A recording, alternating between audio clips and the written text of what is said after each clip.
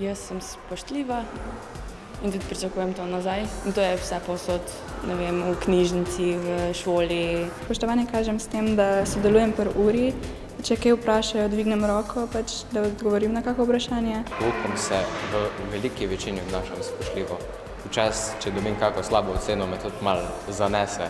Ja, imam učitelje, ki jih bolj spoštujem in ki jih manj spoštujem, zaradi tega, ker tudi oni mene spoštujejo bolj in manj.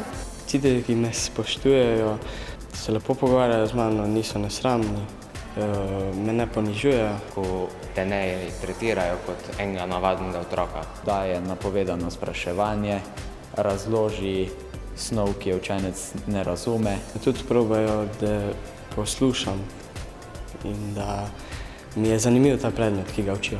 Če nek učitelj mi kaže kao malo nespoštovanja, bom tudi jaz malo bolj tako, ne bom čist kot z ostalimi učitelji. Lepo je, da smo spoštljivi zato, da lahko še drugi poslušajo, ki jih zanima, pa da lahko učitelj pri učenju uživa.